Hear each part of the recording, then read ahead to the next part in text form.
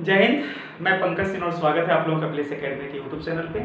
आज इस वीडियो में हम बात करने वाले हैं इंटीग्रेशन, जिसको हम हिंदी में कहते हैं समाकलन। उसकी एक्चुअली आपने जाना होगा, जैसा मैंने हेडिंग भी दे रखा है, ठीक है ना। एक्चुअली आपने जाना होगा, पढ़ा होगा कैलकुलस की अगर हम बात करें, कैलकुलस तो कैलकुलस को दो पार्ट्स में डिवाइड कर दिया जाता है, ठीक है ना। पूरी तरह से उसको कितने पार्ट्स में डिवाइड कर दिया जाता है? दो पार्ट्स में। अगर हम पहले पार्ट्स में बात करें तो इसमें हम लोग डिफरेंशियल, इसमें हम लोग बात करते हैं डिफरेंशियल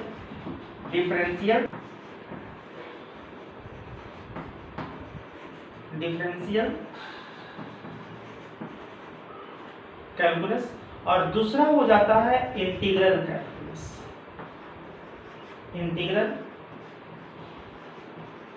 कैलकुलस, ठीक है ना। यहाँ पे अवकल अगर हम बात करें यहाँ पे कलन शास्त्र की, और समाकल कलन शास्त्र की अगर हम बात करें, हिंदी हो जाता है। डिफरेंशियल कैलकुलस अगर आप 12th में हैं तो आप अगर एनसीईआरटी के सिलेबस के अकॉर्डिंगली अगर बात करें तो फर्स्ट वॉल्यूम जो एनसीईआरटी का है उसमें आपको डिफरेंशियल कैलकुलस की बात करनी होती है। डिफरेंशियल कैलकुलस में क्या क्या पढ़ना होता है वो हम बता दें। वैसे डिफरेंशियल कैलकुलस के पूरे पार्ट्स की हम बात कर रहे हैं जो 12th में है या 12th में नहीं है, जो 11th के टॉपिक्स हैं उसको भी हम इसमें शामिल कर रहे हैं, ठीक है। तो डिफरेंशियल कैलकुलस में आपको क्या क्या पढ़ना होता है? सबसे पहले आपको पढ़ना होता है लिमिट्स, जिसको आप हिंदी में कहते हैं सीमा। दूसरा टॉपिक हो जाता है एग्जिस्टेंस ऑफ लिमिट। क्या हो जाता है? एग्जिस्टेंस ऑफ लिमिट, जिसको आप कहते हैं सीमा का अस्तित्व। क्या कहते हैं? सीमा का अस्तित्व। 3 नंबर में हो जाता है आपका कंटिन्यूटी। क्या हो जाता है? कंटिन्यूटी, जिसको आप संततता करते हैं। क्या कहते हैं? संततता करते हैं। 4 नंबर में बात करते हैं हम लोग डिफरेंशिएबिलिटी की। किसकी बात करते हैं? डिफरेंशिएबिलिटी की, ठीक है ना, बिलिटी, जिसको आप हिंदी में कहते हैं अवकलनीयता। उसके बाद आप बात करते हैं मॉड की, जिसको आप कहते हैं मेथड ऑफ डिफरेंशिएशन, अवकलन की विधियां। और उसके बाद हम लोग बात करते हैं ऑड की, जिसको हम लोग कहते हैं application of derivative. Application of derivative में 5 टॉपिक्स पढ़ने होते हैं, जिसमें सबसे पहले आपको पढ़ना होता है रेट मेजर। क्या पढ़ना होता है? रेट मेजर, दर मापक पढ़ना होता है। उसके बाद आपको पढ़ना हो जाता है एप्रोक्सीमेशन। उसके बाद आप पढ़ते हैं एप्रोक्सीमेशन। सन्निकटन आप पढ़ते हैं, उसको हिंदी में कहते हैं सन्निकटन। 3 नंबर में आ जाता है इंक्रीजिंग एंड डिक्रीजिंग।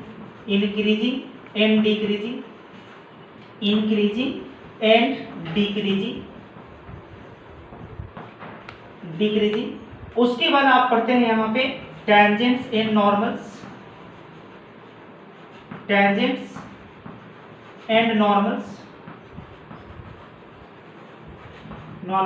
और उसके बाद आप पढ़ते हैं maxima and minima. Last topic हो जाता है मैक्सिमा एंड मिनिमा। इतना जब हम लोग पढ़ते हैं तब जाके हम लोग का कंप्लीट होता है differential calculus. Clear? Differential calculus के बाद बात हम लोग करते हैं इंटीग्रल कैलकुलस की। और इंटीग्रल कैलकुलस में सबसे पहले हम लोग को पढ़ना होता है इंडेफिनिट इंटीग्रल। क्या पढ़ना होता है? इंडेफिनिट इंटीग्रेशन, ठीक है, जिसको हम कहते हैं अनिश्चित समाकलन। उसके बाद हम लोग बात करते हैं डेफिनिट इंटीग्रेशन की। बात करते हैं हम लोग किसकी? डेफिनिट इंटीग्रेशन की। डेफिनिट इंटीग्रेशन की बात करते हैं लोग, निश्चित समाकलन की। उसके बाद हम लोग बात करते हैं एरिया अंडर कर्व। AUC लिख दिया मैंने, एरिया अंडर कर्व, है ना। अच्छा, उसके बाद हम लोग बात करते हैं लोग यहाँ पर डिफरेंशियल इक्वेशन की। उसके बाद किसकी बात करते हैं लोग? हम लोग डिफरेंशियल इक्वेशन की। ये सारा टॉपिक हम लोग को पढ़ना होता है इंटीग्रल कैलकुलस में।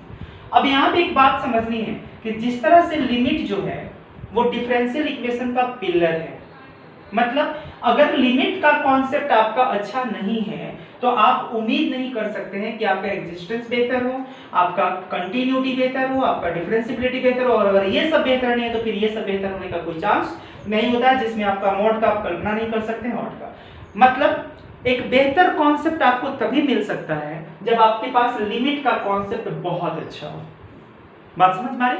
सिमिलरली अगर हम इंटीग्रल कैलकुलस की बात करें तो इंटीग्रल कैलकुलस का कॉन्सेप्ट बहुत बेहतर तब हो सकता है जब आपके पास इसका कॉन्सेप्ट, जिसको हम बोलेंगे इंडेफिनिट इंटीग्रेशन का कॉन्सेप्ट बहुत बेहतर हो।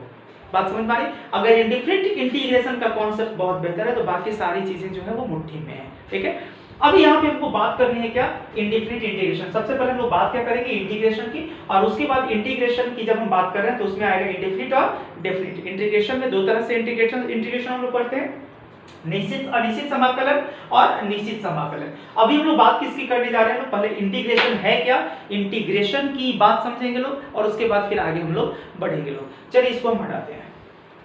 एक चीज पहले हम आपको एक छोटी सी बात बता दें जो बड़ा इंपॉर्टेंट बात है। एक्चुअली हम लोग जब कैलकुलस की बात करते हैं तो कैलकुलस में हम लोग सबसे पहले डिस्कस करते हैं लोग डिफरेंशियल कैलकुलस, है ना।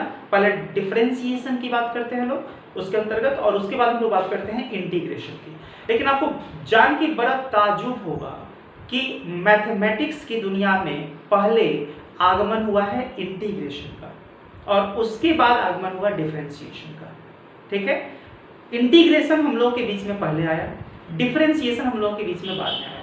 हालांकि जैसा आप जानते हैं कि जब इंटीग्रेशन की डेफिनेशन की बात की जाती है, इंटीग्रेशन को जब डिफाइन किया जाता है तो बोला जाता है integration in the inverse process of differentiation. Differentiation की व्युत्क्रम प्रक्रिया को, डिफरेंशिएशन की व्युत्क्रम प्रक्रिया को क्या कहा जाता है, इंटीग्रेशन।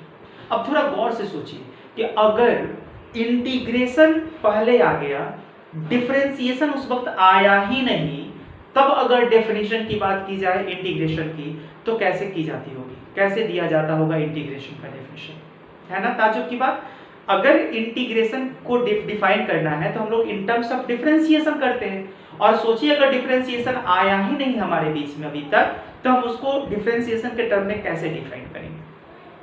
अब आपके मन में एक स्वाभाविक प्रश्न उठेगा, तो उस वक्त जब इंटीग्रेशन आया था तो किस रूप में आया था, किस लिए आया था। तो हम जानकारी में देते हैं, बहुत डेप्थ में नहीं जाएंगे, हम छोटी सी जानकारी देते हुए आगे बढ़ेंगे लोग। इंटीग्रेशन जब पहली बार आया था तो is the process of summation, is the process of summation, ठीक है ना।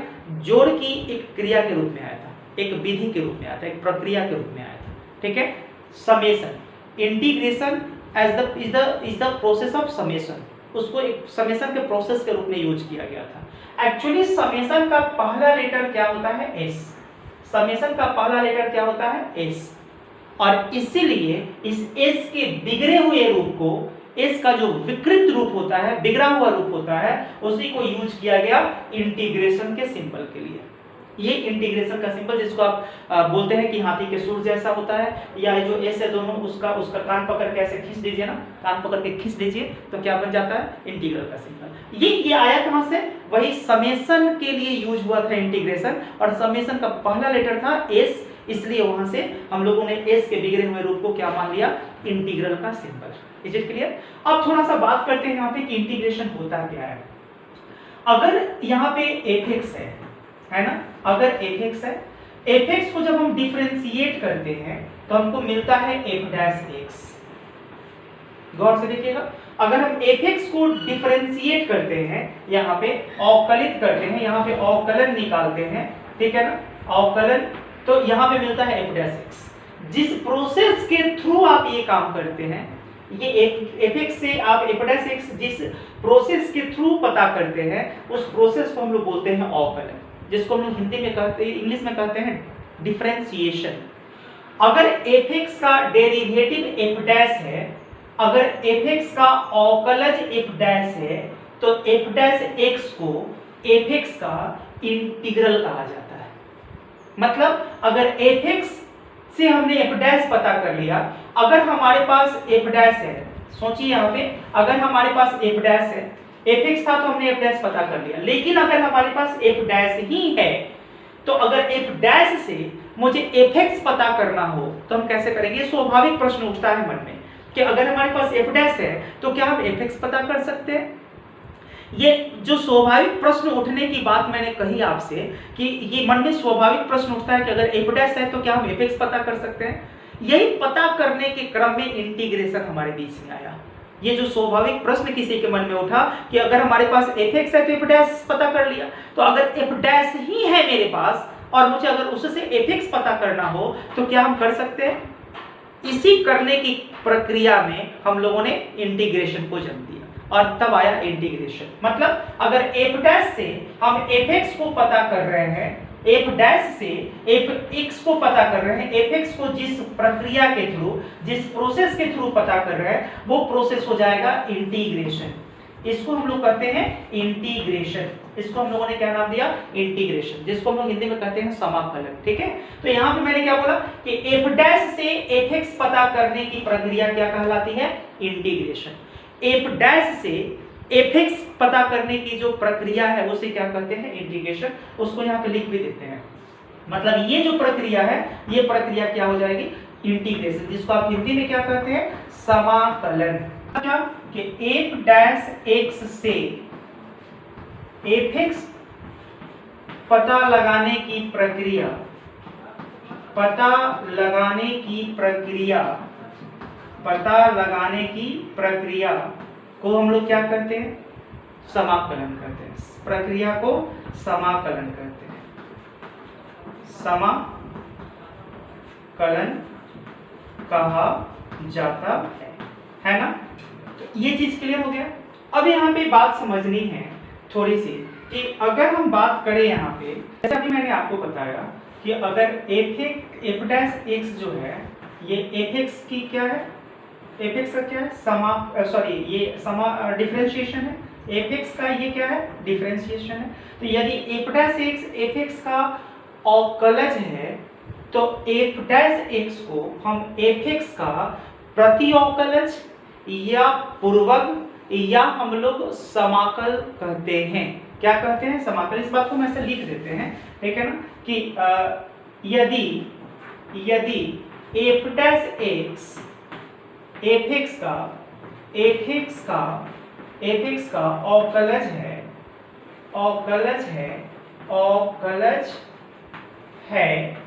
तो, ठीक है ना, तो एफ डैश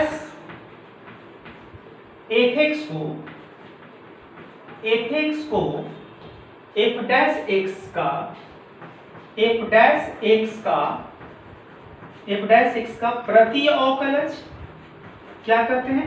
प्रति अवकलज, जिसको आप इंग्लिश में कहते हैं एंटी डेरिवेटिव।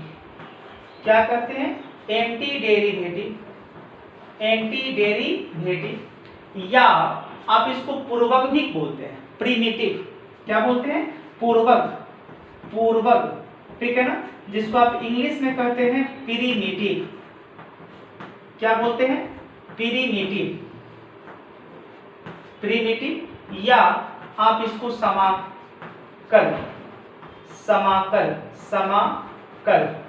ठीक है ना, समाकल, जिसको आप इंटीग्रल कहते हैं इंग्लिश में। क्या कहते हैं इंटीग्रल में? इंटीग्रल कहा जाता है, इंटीग्रल कहा जाता है। बात क्लियर हुई?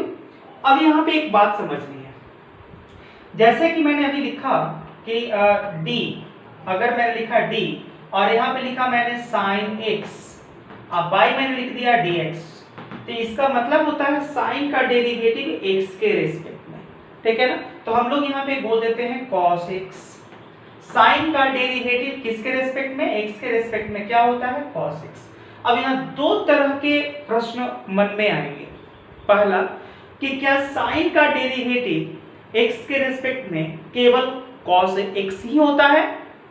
ऑफ कोर्स साइन एक्स का डेरिवेटिव एक्स के रेस्पेक्ट में केवल कॉस एक्स ही होता है, ठीक है, क्योंकि डिफरेंशिएशन यूनिक होता है। दूसरा प्रश्न यहाँ पे उठेगा कि आप cos x केवल sin x का ही डेरिवेटिव है? cos x क्या केवल sin x का ही डेरिवेटिव है? बात आती है ठीक है ना, उसको उसको रिप्लाई करने के लिए थोड़ा सा हम एक और लिखते हैं। यहाँ पे मैंने लिखा sin x + 5। आप बताइए इसका डेरिवेटिव कितना होगा।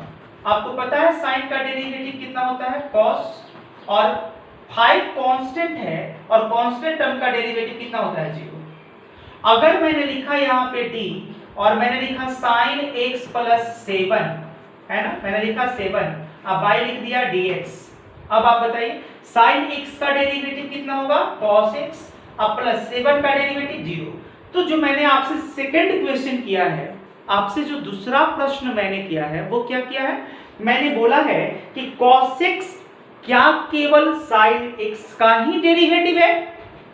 तो आपका रिप्लाई तुरंत आएगा, जो स्वाभाविक जवाब होगा कि नहीं, cos x केवल sin x का ही डेरिवेटिव नहीं है। देखिए cos x यहाँ sin x + 5 का भी डेरिवेटिव है, cos x यहाँ sin x + 7 का भी डेरिवेटिव है। इस तरह से cos से sin x के साथ हम कोई भी कांस्टेंट टर्म ले लें और उसका डेरिवेटिव निकालें तो रिजल्ट क्या आएगा cos x। मतलब cos x केवल sin x का ही डेरिवेटिव नहीं है।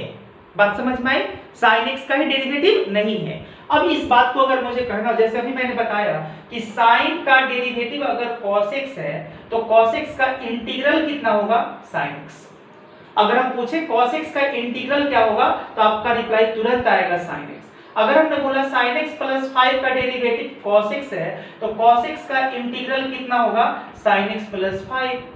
अगर हमने आपसे कहा sin x + 7 का डेरिवेटिव कितना है cos x, अगर हम आपसे पूछेंगे cos x का इंटीग्रल कितना होगा, आप बोलेंगे sin x + 7, है कि नहीं। अभी ये थोड़ा सा इंटीग्रल वाली कहानी समझ लेते हैं। ये जो दिख रहा है आपको यहाँ पे, ये जो दिख रहा है यहाँ पे मैंने लिखा f(x), यहाँ पे लिखा dx = यहाँ पे लिख दिया मैंने f(x), यहाँ पे मैंने लिख दिया +c। थोड़ा गौर से समझिएगा, ये सिंबल जो है इसका क्या मतलब, इसका मतलब होता है, तो इंटीग्रल साइन बता दिया गया। f(x) इसका क्या मतलब होता है कि f(x) का इंटीग्रल मुझे निकालना है x के रेस्पेक्ट में। f(x) का इंटीग्रल x के रेस्पेक्ट में क्या बताया गया है, f(x + c) बताया गया है। इसका क्या तात्पर्य है पहले ये समझ लें, लेकिन उसके पहले जान लें इसमें जो टर्म है उनका क्या क्या नाम है। ये इंटीग्रल साइन है और ये जो है इसको हम लोग कहते हैं समाकल्य, जिसको हम लोग इंग्लिश में कहते हैं इंटीग्रेंट। क्या कहते हैं, इंटीग्रेंट। हिंदी में क्या कहते हैं, समाकल्य। क्या कहते हैं, समाकल्य। ये जो है ना यहाँ पे ये एलिमेंट ऑफ इंटीग्रेशन है, ठीक है ना। इसको हम लोग कहते हैं डिफरेंशियल ऑफ x। इसको क्या कहते हैं, डिफरेंशियल ऑफ x। थोड़ा सा समझिएगा, यहाँ पे dx जो है इसको हम कहते हैं element of integral, element of integral या इंटीग्रेशन, ऐसे कह देते हैं एलिमेंट ऑफ इंटीग्रेशन। समाकलन का यहाँ पे जो एलिमेंट लिखा है मैंने क्या लिखा तत्व, यहाँ जो x लिखा है x, इस x को हम बोलते हैं वेरिएबल ऑफ इंटीग्रल। यहाँ जो x दिख रहा है ये बोलते हैं variable of integral, variable of integral, ठीक है ना। इंटीग्रेशन कर देते हैं, इंटीग्रेशन। और यहाँ जो रिजल्ट आपको दिख रहा है f(x), इसको कहते हैं इंटीग्रल। ये है इंटीग्रल, इसको हम लोग कहते हैं इंटीग्रल, ठीक है ना। और यहाँ पे हम लोग बोलते हैं इंटीग्रल कांस्टेंट। इसको क्या कहते हैं, integral constant, integral constant, integral constant. अब थोड़ा सा गौर से समझिए, ये तो हुआ इंटीग्रल के सारे टर्म्स का नाम। अब मैंने बोला यहाँ पे कि f(x) का इंटीग्रल x के रेस्पेक्ट में कितना, f(x) कैपिटल F लिखा है मैंने +c। इसका क्या तात्पर्य, इसका मतलब है कि f(x) जैसे मैंने यहाँ पे लिखा इस तरह का फॉर्मेट, तो आपको तुरंत समझ में आ जाना चाहिए कि इसका मतलब हुआ f(x) किसका डेरिवेटिव है, मुझे इस बात का पता लगाना है। अगर मैंने लिखा integral of integral of f(x) with respect to x, f(x) का इंटीग्रल x के रिस्पेक्ट में का क्या मतलब हुआ, f(x) किसका डेरिवेटिव है, इस बात का पता लगा लेना, ठीक है। अब यहाँ पर जैसे मैंने लिखा, यहाँ पे अभी लिखा है मैंने यहाँ पे, अब छोटा सा थोड़ा सा ध्यान दीजिएगा, मैंने यहाँ पे क्या लिखा, cos x dx, cos x dx ऐसे मैंने लिख दिया। अब हमने लिखा यहाँ पे cos x का इंटीग्रल x के रेस्पेक्ट में, तो आप इस तरह से इसको न समझें, आप इसको समझें कि cos x किसका डेरिवेटिव है, इस बात का पता लगाना है। आपने क्या देखा था, cos x तो इसका भी डेरिवेटिव है, cos x तो इसका भी डेरिवेटिव है, cos x तो इसका भी डेरिवेटिव, और इस तरह से करोड़ों फंक्शन, अरबों फंक्शन आपके पास हैं जिसका डेरिवेटिव cos x है। बात समझ में आ रही है? तो बस यही रीजन है कि जो cos x मैंने बोला किसका डेरिवेटिव है, मतलब cos x इसका डेरिवेटिव है, ये पता लगाना ही तो है cos x का इंटीग्रल निकालना। इसी का तो मतलब है cos x का इंटीग्रल निकालना। तो मैंने देखा कि cos x किसी एक फंक्शन का, किसी एक विशेष फलन का ये इंटीग्रल नहीं है, ऐसी डेरिवेटिव नहीं है। ये इस तरह की sin x plus 5 sin x plus 7 बहुत सारे फंक्शंस का डेरिवेटिव है, ठीक है ना। तो इस तरह से आपने क्या देखा कि जब cos x के इंटीग्रल की हम बात करेंगे तो यहाँ पे लिखेंगे sin x, अब प्लस इसके साथ एक आर्बिट्रेरी कांस्टेंट ऐड कर देंगे c, जो यहाँ पे आपको दिख रहा है 5 7 8 9 -12 -20 -21, जो भी होगा उसको रिप्रेजेंट करेगा, मतलब ये आर्बिट्रेरी कांस्टेंट है। क्लियर ना? तो c क्यों ऐड करते हैं ये बात समझ में आ गई। ये c ऐड करने के पीछे का रीजन है कि आप यहाँ पे sin x प्लस c का डेरिवेटिव बताएंगे, किसको? cos x को, मतलब cos x इसका डेरिवेटिव है sin x प्लस c का। c का वैल्यू कुछ भी हो सकता है, 5 7 9 8 10 कुछ भी हो सकता है, ठीक है ना। तो cos x इसका डेरिवेटिव है sin x प्लस c का।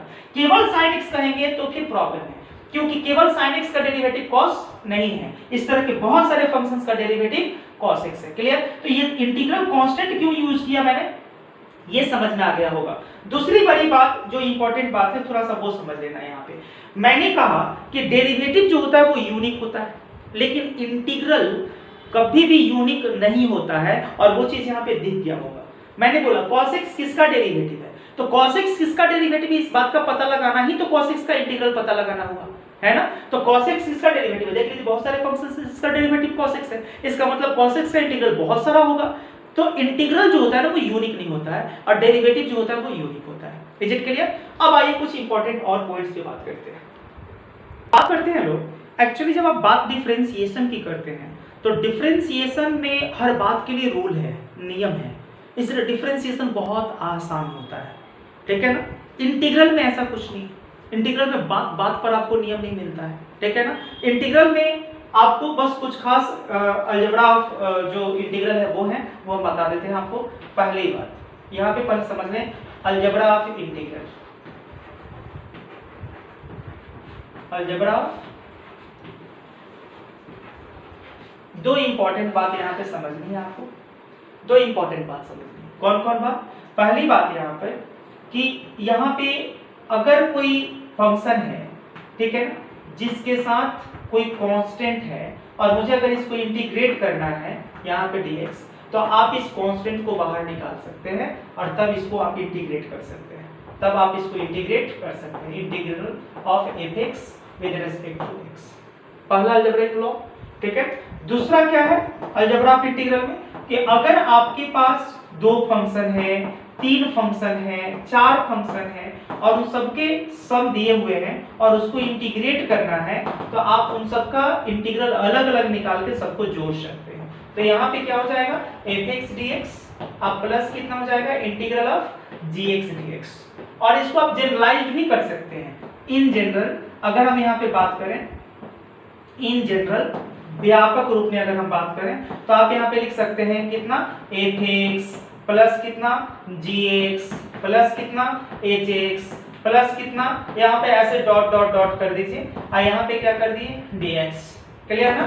तो ये क्या रिप्रेजेंट करेगा, ये क्या प्रोवाइड करेगा, यहाँ पे integral of fx dx plus integral of gx dx plus integral of hx dx and so on, और इस तरह से हम लोग आगे बढ़ते चले जाएंगे। मतलब हम कह सकते हैं integral of sum is equal to sum of integrals. ये दो इंपॉर्टेंट बातें हुई। तीसरी बात यहाँ पे समझ लेना है, यहाँ पे मैंने बताया कि जो इंटीग्रल होता है वो डेरिवेटिव का इनवर्स प्रोसेस होता है। जो इंटीग्रल होता है वो डेरिवेटिव का इनवर्स प्रोसेस होता है, मतलब दोनों एक दूसरे के व्युत्क्रम फलन है, दोनों एक दूसरे के व्युत्क्रमणीय फलन है। तो अब थोड़ा सा ध्यान दीजिएगा 3 नंबर में कि अगर हमारे पास यहाँ पे d बाई dx है और यहाँ पे मैंने क्या कर लिया भाई fx, मुझे इसको डिफरेंशिएट करना है x के रिस्पेक्ट में। अब अगर मैंने इस टाइप से लिख दिया इसको, मतलब इंटीग्रेट हम किसको कर रहे हैं, derivative of fx with respect to x को, इसको हम इंटीग्रेट कर रहे हैं, तो जो रिजल्ट होगा वो fx हो जाएगा। ये रिजल्ट किसके इक्वल हो जाएगा, fx के, ठीक है ना, क्योंकि डेरिवेटिव और इंटीग्रल दोनों एक दूसरे के इनवर्स प्रोसेस है। अब प्लस कितना c ऐड करेंगे क्योंकि आपने किया क्या है इंटीग्रेट, ठीक है ना, इंपॉर्टेंट बात है, इसको ध्यान में रखना है। दूसरी बात यहाँ पे समझनी है कि अगर मैंने यहाँ पे इंटीग्रेट कर दिया fx dx को, मुझे इंटीग्रेट करना है, ठीक है, और फिर उसको मुझे क्या करना है, डिफरेंशिएट कर देना है x के रिस्पेक्ट में, तो रिजल्ट फिर fx के इक्वल आ जाएगा। आप fx को डिफरेंशिएट कीजिए x के रिस्पेक्ट में, फिर उसको इंटीग्रेट कीजिए, रिजल्ट fx प्लस c हो जाएगा। और अगर आप fx को इंटीग्रेट कर रहे हैं और फिर उसको x के रिस्पेक्ट में डिफरेंशिएट कर रहे हैं तो रिजल्ट fx के इक्वल आ जाएगा। तो ये आपको ये दो इंपॉर्टेंट बातें हैं, ठीक है, और ये अलजेब्रा ऑफ इंटीग्रल में है, शामिल है। इन चार बातों को पहले ध्यान रखना है। आइए उसके बाद बात करते हैं आगे।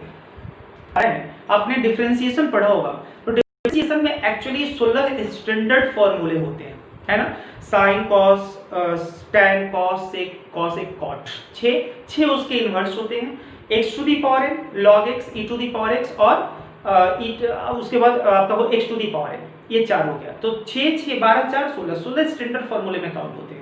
अगर हम उन्हीं 16 के बेस पे बात करें, अभी जैसे मैंने अभी लिखा कि यहाँ पे integral of sine x, integral of sine x dx, थोड़ा सा गौर से देखिए। तो जब मैंने बोला साइन x का इंटीग्रल, तो ये बात आपके लिए नहीं हो जाएगी। लेकिन अगर मैंने आपसे कहा कि बताइए साइन x किसका डेरिवेटिव है, तो आप बहुत आसानी से बता देंगे। बताइए साइन x किसका डेरिवेटिव है, तो आप तुरंत बताएंगे किसका भाई, माइनस कॉस x का। माइनस कॉस x का डेरिवेटिव कितना होता है, साइन x, और प्लस आपको c ऐड कर देना। अगर c आप ऐड नहीं करते हैं तो मैथमेटिकल क्राइम, इसको ऐड करना ही करना है, ठीक है। आपको सारा काम कर लेना है और लास्ट में प्रेम से c ऐड कर देना है। कैसे ऐड करना है, प्रेम से c ऐड कर देना है। अब चलिए यहाँ पे अगर मैंने बोला यहाँ पे कि cos x, मैंने बोला cos x dx, तो आप जैसे देखेंगे cos x dx, integral of cos x with respect to x, तो आपके दिमाग में ये इंटीग्रल वाली बात नहीं आनी चाहिए। आपके दिमाग में ये बात आए कि cos x किसका डेरिवेटिव है, तुरंत क्लिक करेगा कि अरे cos x तो sin x का डेरिवेटिव है, तो आप यहाँ पे लिख देंगे sin x, अब प्लस कितना हो जाएगा c। अगर हम बात करते हैं यहाँ पे कि sec a स्क्वायर x, मैंने लिख दिया sec a स्क्वायर x, हम आपसे ये नहीं पूछेंगे कि sec a स्क्वायर x का इंटीग्रल क्या होगा। मैंने आपसे पूछा बताइए sec a स्क्वायर x किसका डेरिवेटिव है, तुरंत क्लिक करेगा कि ये तो tan x का डेरिवेटिव है, तो हम लिख देंगे tan x प्लस c, मतलब sec a स्क्वायर का जो इंटीग्रल होगा वो क्या होगा, tan x, और c उसमें ऐड कर देंगे, ठीक है। अगर हमने यहाँ पे बात करी कि बताइए यहाँ पे 1/x किसका डेरिवेटिव है, आप तुरंत मुझे बता देंगे 1/x किसका डेरिवेटिव है, तो आप बताएंगे किसका, log x का, तो हम यहाँ पे लिखेंगे log x प्लस कितना c। अगर मैंने लिखा यहाँ पे कि sec x into tan x का इंटीग्रल बताइए, तो जैसे हम पूछते हैं इंटीग्रल, आपको इंटीग्रल पे फोकस नहीं करना, आपको फोकस करना है तुरंत कि sec x into tan x actually किसका डेरिवेटिव है, तो आपको तुरंत पता चल जाएगा किसका डेरिवेटिव है, तो भाई ये तो sec x का डेरिवेटिव है, और प्लस क्या लिख देना है c। इस तरह से आपने इंटीग्रल समझा इस वीडियो में, ठीक है। इसके बाद वाले वीडियो में हम आपको बताएंगे इसके जो फॉर्मूला है, जो भी इंटीग्रेशन के फॉर्मूला है, डेफिनेट इंटीग्रेशन के जो भी फॉर्मूला है उसके बारे में। आज मैंने बस ऐसे ही थोड़ा सा आपको एग्जांपल दिया कि अगर sin x का इंटीग्रल हम x के रिस्पेक्ट में निकालते हैं तो इसका मतलब क्या हुआ। आज मैंने सिर्फ इंट्रोडक्शन दिया है आपको इंटीग्रेशन का, कि इंटीग्रेशन है क्या, उसका सिंबल क्या है, उसमें जो जो टर्म यूज होते हैं उनका नाम क्या है, उसमें इसका मतलब क्या है, एक्चुअली इंटीग्रेशन क्या है, डिफरेंशिएशन से उसको हम लोगों ने कैसे रिलेट किया, इनवर्स प्रोसेस ऑफ डिफरेंशिएशन क्यों कहा जाता है, ये सारी बातें मैंने आप लोगों को बताई, ठीक है। तो इस वीडियो में मैंने इंट्रोडक्शन दे दिया है। अगले वीडियो में हम लोग बात करेंगे formula of integral, indefinite integration की, और विस्तार में बात करेंगे लोग, जम के बात करेंगे लोग। तो आप पहले इसको समझे, देखें, अगले वीडियो का इंतजार करें। अगले वीडियो में हम फार्मूला और उसके आगे की कहानी लेकर आएंगे।